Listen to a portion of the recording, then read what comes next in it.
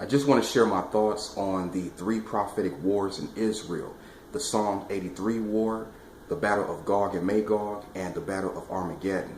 I've been doing some studying and research on these prophetic wars because of the times that we are living in.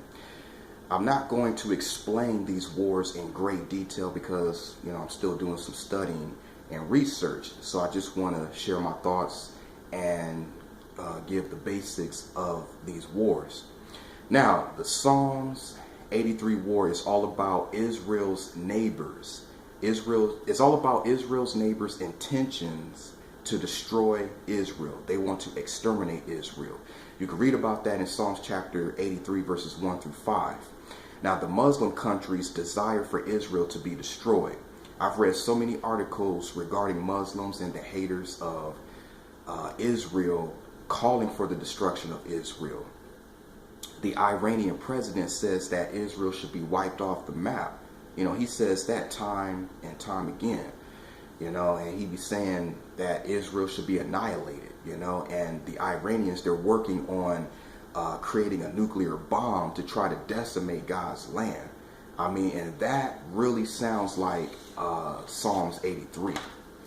Psalms chapter 83 verse 4, it says, "They have said, 'Come, let us cut them off from being a nation, that the name of Israel may be no more in remembrance.'"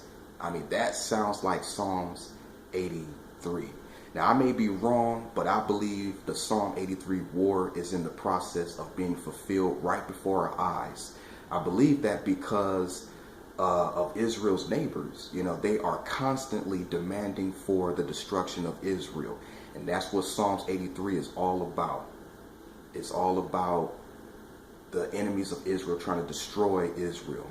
Now, there's no mention of the outcome of this war, but according to the scriptures, Israel shall prevail. Now, the Psalm 83 war will lead to the first battle of Gog and Magog. That's right, I said the first battle of Gog and Magog. Now, after the Muslims see that they are unable to destroy Israel, they will call for their natural ally, which is Russia, for help. They will launch a surprise attack against Israel. Now, this demonic army will be supernaturally destroyed by God on the mountains of Israel. And it's interesting how God will destroy them. In Ezekiel chapter 38 verses 19 through 22, God will cause an earthquake, battlefield confusion, pestilence, extremely heavy rainfall, great hailstones, fire, and brimstone.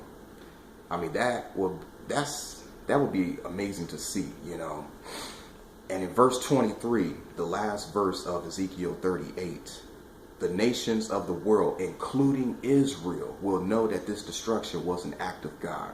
They'll be like, look, this was no coincidence. This was an act of God.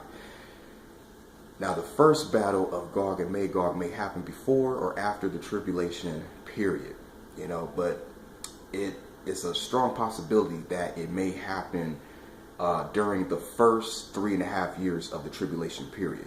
It would happen before the Great Tribulation, but it seems like it would happen during the first 3.5 years. Now, the next war after the first battle of Gog and Magog, is the Battle of Armageddon. Now, when Russia, along with the Muslim countries, when they see that they are just, they're still unable to destroy Israel, the Muslim nations, and they get Russia to help them, and they still can't destroy them, then that's when all the nations of the world will go against Israel. When you see like pictures of Israel, the map, you see how tiny it is, a small strip of land, about the size of the state of New Jersey, and the whole world, the whole world going after Israel. Wow, and that's what the Battle of Armageddon is all about. And after the Great Tribulation, Christ will come to smite the nations that went against Jerusalem, and then Christ will rule and reign for 1,000 years. Now, this was interesting to me. I was wondering why.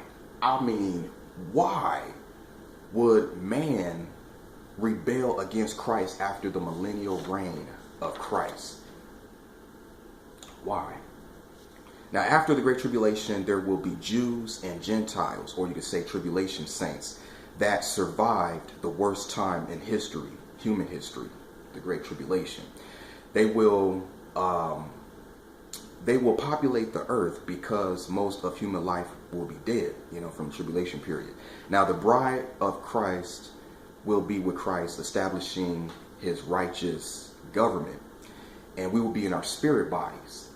But the Jews and Gentiles, they will still be in their natural bodies, and they will be able to populate the world because they will still be in their natural bodies.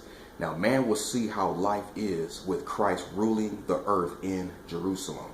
Love, peace, joy, righteousness, and justice will be abundant in the earth, but those born at that time will still have the sin nature in them. And because of that, they will desire to sin and enjoy the pleasures of the flesh. Now, when they sin, they will be brought to justice immediately by the saints. Now, during that time, the millennial reign of Christ, human beings will not like living a holy and righteous lifestyle, and then mixed in with the sin nature, and that's how there will be one last rebellion, which is the second battle of Gog and Magog. Now, in Revelation chapter 20, verse 7, it tells us that when Satan is released from the bottomless pit, he will influence the nations to rebel against Jesus Christ. And Russia, once again, Russia will lead the charge as the number one nation because it's the second battle of Gog and Magog. And in Revelation chapter 20, verses 8 and 9, it tells us that the enemy will surround the saints and the beloved city, which is Jerusalem. But the Heavenly Father will send fire down from heaven to earth, and it will devour the enemy. And this will be the last war against the true and living God, and then it's eternity. Now, some believers get the battle of Gog and Magog twisted. They say that what Ezekiel said in Ezekiel's chapter 38 and 39, and what it says in Revelation, what John said in Revelation chapter 20, verses 8 and 9, they say that's the same battle. But no, there's actually two parts to the battle of Gog and Magog. Now, the first battle, which is in Ezekiel chapter 38 and 39, is Russia along with the Muslim nations. Well, it's the Muslim nations, that will be crying out for Russia to help them to destroy Israel. So that's what the first battle of Gog and Magog will be about. The enemy trying to destroy the nation of Israel. The second battle of Gog and Magog, which is in Revelation chapter 20, verses 8 and 9, will be Russia once again, along with the nations of the world, attempting to attack Jesus Christ himself. That's the difference. The first battle of Gog and Magog is the enemy trying to destroy Israel. The second battle of Gog and Magog is the enemy attacking, or trying to attack. They will try to attack Jesus Christ. So that's the difference, all right? So I just wanted to share my thoughts on these three prophetic wars and help some believers out to have a better understanding of these three end time wars.